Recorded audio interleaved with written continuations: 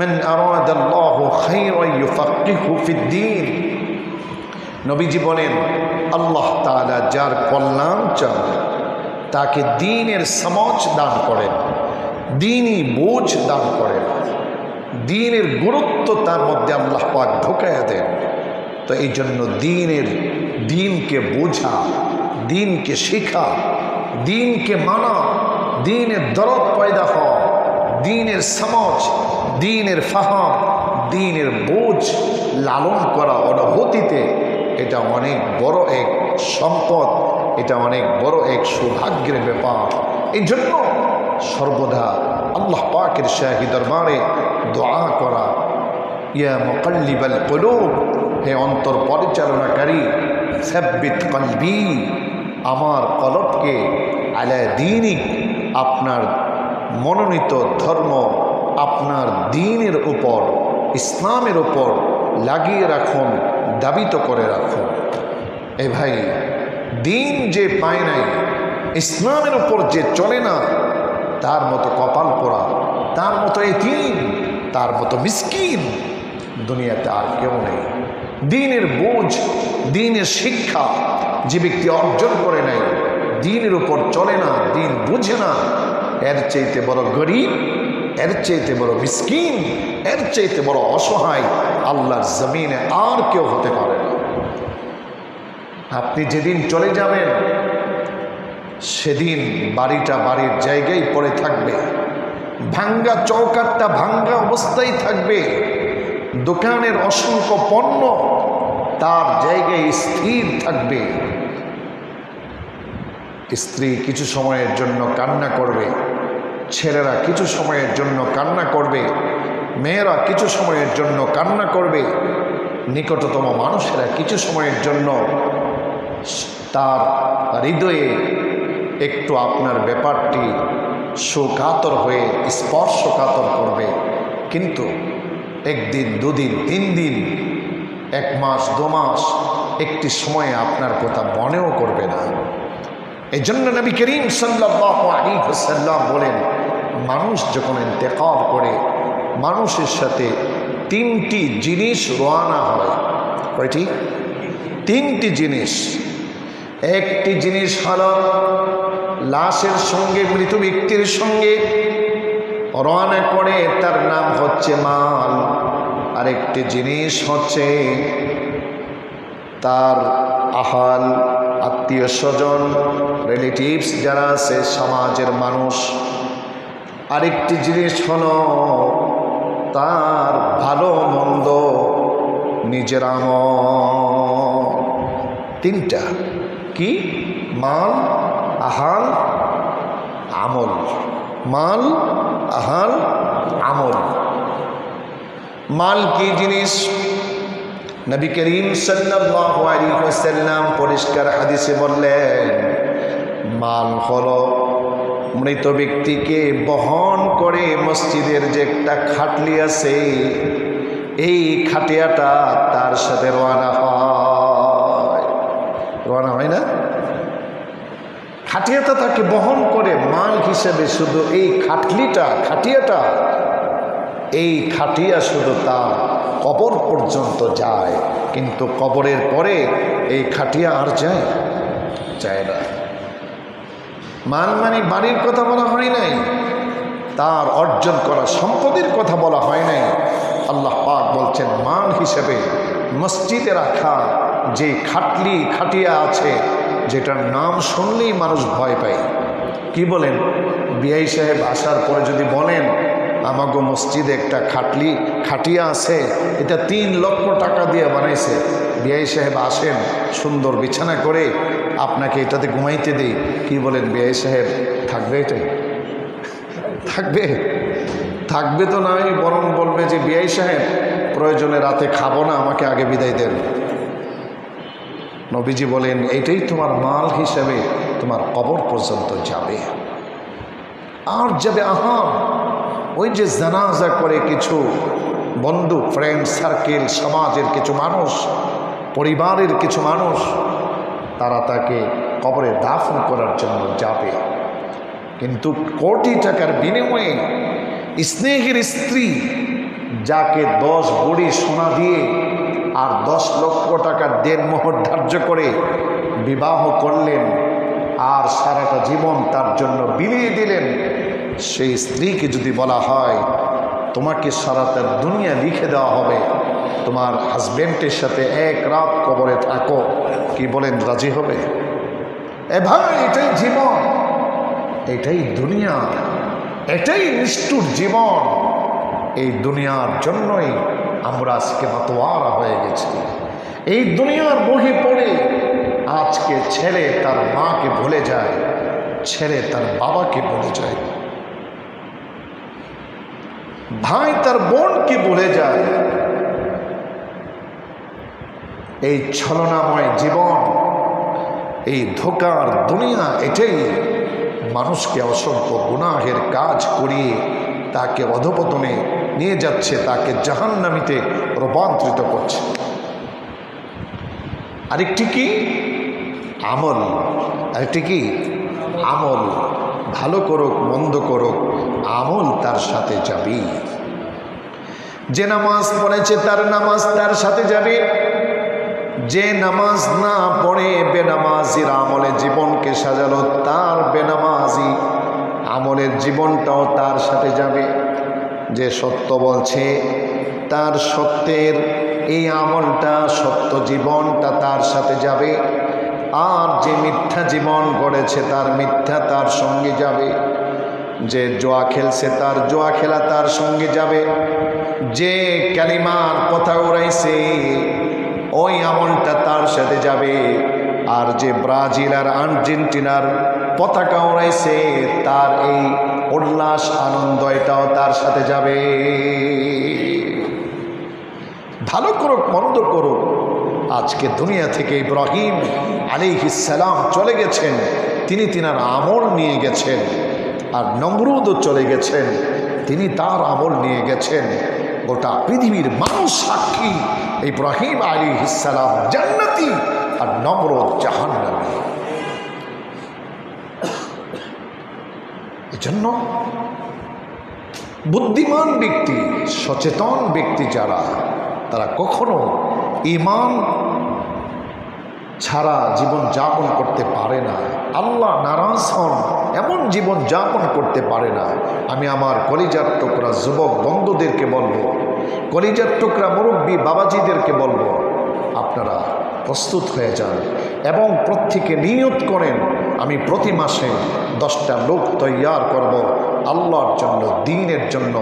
আপনার স্টাইল হবে আবু বকরের স্টাইল, আপনার স্টাইল হবে খালিদ বিন ওয়ালিদের স্টাইল, আপনার স্টাইল হবে নবীজির জীবন আদর্শের স্টাইল, আমাদের লাইফ স্টাইল হবে সাহাবীদের লাইফ স্টাইল। আমাদেরকে ইহুদি খ্রিস্টান বৌদ্ধ নাসারা হিন্দুত্ববাদী ইসলামের দুশ্মন ইসলামের শত্রুদের লাইফ স্টাইল নিয়ে আমাদের জীবনকে সাজানোর কোনো দরকার নাই। আমি যে দাড়িটা রাখছি, আমি যে টুপিটা পরছি, আমি যে পাঞ্জাবিটা পরলাম, আমাকে কি দেখতে খারাপ দেখা যায়? তাহলে যে ব্যক্তি দাড়ি কাটলো, যদি প্রশ্ন করা হয় মাসআলা তো পরে ফরজ না ওয়াজিব না সুন্নত না নফল না মুস্তাহাব, সেটা আলাদা রাখেন। কিন্তু আমি প্রশ্ন করতে চাই, যে ব্যক্তি দাড়িটা চাষে, দাড়িকে ক্লিন শিপ করার জন্য এমনও শৌখিন মানুষ আছে, সিঙ্গাপুর যার দাড়ি চাষতে,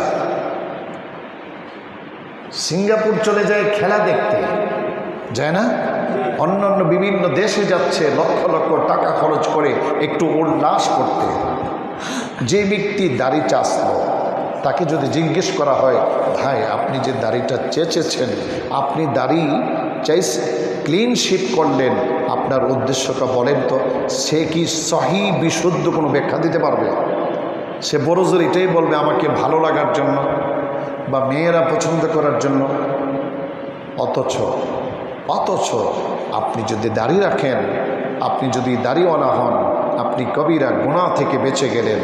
যে ব্যক্তি দাড়ি কাটলো, দাড়ি চাষলো, নবীজি বলেন, নবীজির হাদিস গবেষণা করলে পাওয়া যায়, সে যতক্ষণ পর্যন্ত দাড়ি সুন্নাত তরিকায় এক মুষ্টি পরিমাণ সে তার দাড়ি রাখা আরম্ভ করে নাই, তওবায়ে নাসুহা করে নাই, ততক্ষণ পর্যন্ত গুনাহে জারিয়া তার হতে থাকবে, সারাক্ষণ গুনাহ হতে থাকবে। এভাবে করে অসংখ্য লাইফস্টাইল আমাদের জীবনে আছে, যেটার সঠিক কোনো ব্যাখ্যা আমি দিতে পারবো না। আপনি আমাকে জিজ্ঞেস করেন আমি কেন টুপি পরেছি, আমি বলবো মাথা ঢেকে রাখা সুন্নাত, আমি এই জন্য পড়েছি। আমি কেন দাড়ি রেখেছি, আমার নবী রেখেছেন, সাহাবীরা রেখেছেন, বুজুর্গানে দ্বীন রেখেছেন, আল্লাহ দিয়েছেন, এই জন্য দাড়ি রাখাই হচ্ছে আমার স্টাইল। আমি কেন জুব্বা পরেছি, আমার নবী পরেছেন, সাহাবীরা পরেছেন, এটা শালীন পোশাক, এই জন্য আমি পরেছি। বড় দুঃখজনক ব্যাপার, এমন প্যান্ট পরিধান করে, যেই প্যান্ট পরিধান করলে সতর অর্ধেক দেখা যায়। আমি কুরবানিতে দেখলাম কয়েকজন যুবক মিলে একটা গরুকে ধরছে জবাই করার জন্যে, তো আমি ছড়ি নিয়ে রাখছি। আমি অবাক হয়ে গেলাম, এক ব্যক্তি মাশাআল্লাহ স্বাস্থ্য খুব ভালো, কিন্তু তিনি যখন একটু মাথাকে নিচু করে তিনি যখন গরুটাকে চেপে ধরলেন, তার বর্ডার অর্ধেক দেখা যায়। বর্ডার বুঝছেন তো, লজ্জাস্থান, পিছনের লজ্জাস্থান অর্ধেক দেখা যাচ্ছে, এটা তার স্টাইল। আশ্চর্য। এই গত 2-3 দিন আগে দেখলাম মুরগিওয়ালা মুরগি নামাচ্ছে, ওর প্যান্ট খুইলে পড়ে যেতেছে, ওর খোঁজ নাই, খবর নেই। কিসের স্টাইল রে ভাই এটা? আবার স্টাইল দেখলাম, এই যে ফেসবুকে স্ট্যাটাস দেখলাম, এদেরকে নিয়ে কিছু যুবকরা স্ট্যাটাস দিয়েছে, যে কোন দেশের জন্য দেখলাম, আমি ভুলে গেছি, ইরান না কোন দেশের জন্য দেখলাম, যে এরা হাঁটুর উপরে প্যান্ট পরিধান করে নামাজ পড়তেছে খেলার মাঠে। নাউযুবিল্লাহি মিন যালিক। আচ্ছা বলেন তো, হাঁটুর উপরে প্যান্ট পরিধান করে নামাজ পড়লে নামাজ হবে না নামাজের সাথে বিয়াদবি হবে? এটা ইসলামের সাথে ঠাট্টা। কোনো লাইফ স্টাইল কোনো মানুষের পেশা হিসেবে খেলা হতে পারে না, খেলোয়াড় হিসেবে কোনো মানুষ তার পেশাকে বানাতে পারে না। খেলা হবে ব্যায়াম চর্চা, খেলা হবে একটু শৌখিনতা, খেলা হবে একটু সময় টাইম পাস করা, একটু প্রফুল্ল মন অর্জন করার জন্যে। কিন্তু সারাক্ষণ আমি খেললাম, আরেকজন খেলায় চ্যাম্পিয়ন করার পরে তাকে বাড়ি দেওয়া হচ্ছে, গাড়ি দেওয়া হচ্ছে, তার জন্য রাস্তাঘাটকে অবরুদ্ধ করে জনগণকে কষ্ট দেওয়া হচ্ছে, এগুলো সবগুলো নাজায়েজ। অবাক করা কথা, এই যে তাফসীর চলতেছে, বাহিরে মাইক চলে, অনেকের আপত্তি, বাহিরে মাইক চলবে কেন? আমার প্রশ্ন হচ্ছে চলবে না কেন? তাফসীরের সুগন্ধি যারা রাস্তায় হাঁটতেছে, যাচ্ছে, চলছে, ফিরছে, তাদেরও তাফসীরের সুগন্ধি শোনার দরকার আছে না নাই? সেই অনুভূতি তারা যদি 2-1 মিনিটের জন্য পায়, তার মধ্যে একটা অনুভূতি লালন হতে পারে। আমি অবাক হই, কিছু সংখ্যক ব্যক্তিরা বলে নামাজের কেরাতের আওয়াজে পার্শ্ববর্তী এলাকায় বা পার্শ্ববর্তী বাসায় অসুস্থ ব্যক্তিদের কষ্ট হয়। আশ্চর্য। আমার আব্বাজান রাহিমাহুল্লাহু তাআলা তিনি যখন অসুস্থতায় বিছানায় পড়েছিলেন শেষ বেলায়, তখন আমরা গল্প বিযোগ করতেছিলাম কোনো একটা সময়ে, কিন্তু তিনি ধমক দিয়ে আমাদেরকে থামিয়ে দিলেন। তখন আমরা বুঝতে পেলাম যে তিনার কাছে আমাদের গল্প বিযোগগুলো ভালো লাগছে না। তখন মাগরিবের পর ছিল, আমি তখন পড়তে আরম্ভ করলাম, ইযা ওয়াকাতিল ওয়াকিআ লাইসা লিওয়াকাতিহা কাযিবা খাফিদাতুর রাফিআ ইযা রুজ্জাতিল আরদু রাজ্জা।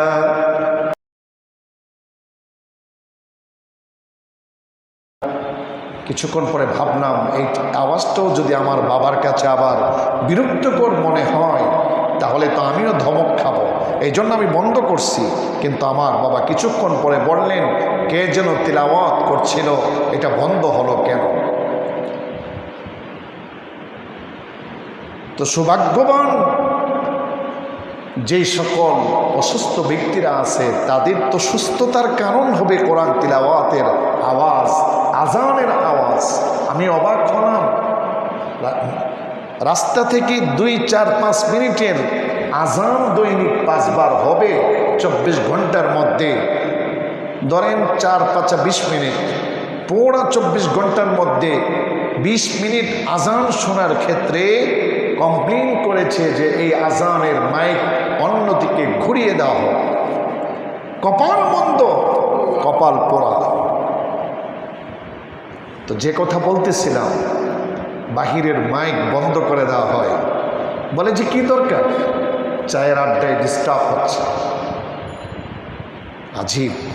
অথচ পরহেজগার দোকানদার হলে বলতো আমি ঔষধ বিক্রি করতে করতে কোরআনের 2-4টা কথা শুনব। আমার এখানে কাস্টমার এসে যেন 2-4টা কথা শুনে তার জীবন যেন সে পাল্টে দেয়, তার টেকনিক থাকতো সেটা। শুধুমাত্র ওষুধ যিনি বিক্রি করছেন তার কথা বলছি না, যিনি আলু বেচেন, যিনি পেঁয়াজ বেচেন, যিনি মাছ বেচেন, যিনি কাপড় বিক্রি করেন, যিনি হকারি করছেন, ভ্যারাইটিস সমস্ত ব্যবসায়ীদের ক্ষেত্রে, দোকানদারের ক্ষেত্রে ইসলামিক অনুভূতি তো এমন হওয়ার দরকার ছিল। এবার প্রশ্ন হলো, ইদানিং রাত 1টা নাই, 2টা নাই, 3টা নাই, এই সংরক্ষিত এলাকা উত্তরার সেক্টরের মধ্যেও বাঁশি বাজিয়ে আতশবাজি করে বকাটে ছেলেরা আর্জেন্টিনা আর ব্রাজিল নিয়ে মানুষের বাসার সামন দিয়ে চিৎকার করে করে গোল ডিস্টার্ব করে চলছে। কোথায়? মন্ত্রীর পক্ষ থেকে, এমপির পক্ষ থেকে, রাষ্ট্রপ্রধানের পক্ষ থেকে, এলাকার গণ্যমান্য বিজ্ঞ ব্যক্তিদের পক্ষ থেকে, কিংবা জনসাধারণ কারো পক্ষ থেকে তো একটা কমপ্লেন আসলো না। এই হচ্ছে আমাদের জীবন। মান তাশাব্বাহা বিকওমিন ফাহুয়া মিনহুম। আপনার প্রতিটা কদম, আপনার প্রতিটা নিঃশ্বাস, আপনার প্রতিটা চিন্তা চেতনা সাক্ষ্য হচ্ছে।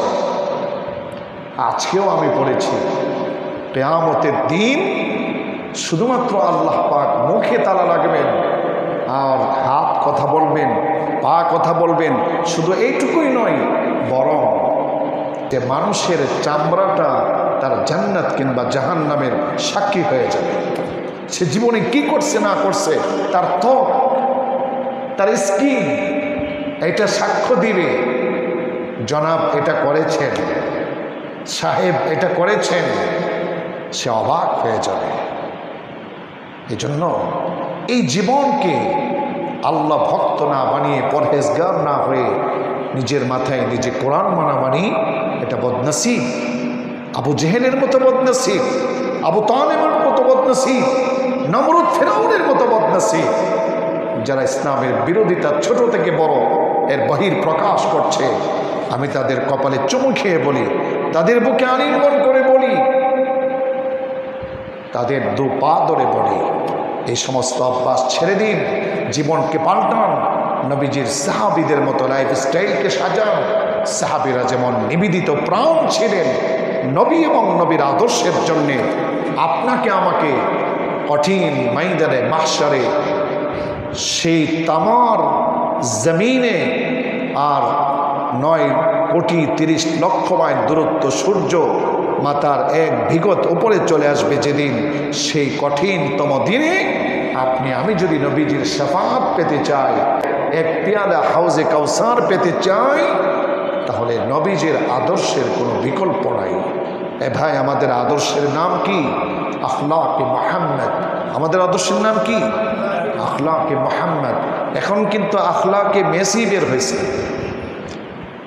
আখলাকে শাহরুখ খান, আখলাকে আরো কত কত কত কিছু আছে।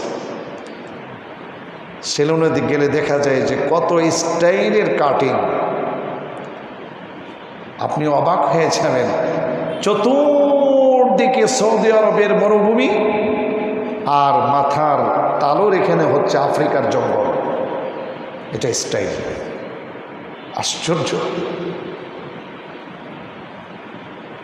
তো ওর মাথা ঠিক থাকবে কিভাবে, ব্রেন ঠিক থাকবে কিভাবে? যেখানে ব্রেন থাকে ওই জায়গাটাই সে ব্লক করে দিয়েছে। অথচ নবী করিম সাল্লাল্লাহু আলাইহি ওয়াসাল্লাম বলছেন, যদি চুল বড় রাখতে চাও তাহলে আমিও বড় রেখেছি, কান পর্যন্ত, ঘাড় পর্যন্ত, কাঁধ পর্যন্ত। বাবরির 3টা তরিকা নবীজি আমাদেরকে শিখিয়েছেন। চুল বড় রাখতে চাও তাহলে এইভাবে বড় রাখো, না হয় সাহাবীদের সুন্নাত হিসেবে, ইব্রাহিম আলাইহিস সালামের সুন্নত হিসেবে মাথাকে মুন্ডাও, মাথাকে টাক করো, অর্থাৎ মাথাকে চাষো। তো এইভাবে কয়টা বলব? দুঃখজনক ব্যাপার হচ্ছে আজকে বর্তমান পৃথিবীতে অসংখ্য পোশাক আশাকে মুসলমান, নামে মুসলমান কিন্তু কামে আমরা হিন্দু হতে বাকি রাখি নাই, খ্রিস্টান হতে বাকি রাখি নাই, ইহুদি হতে বাকি রাখি নাই।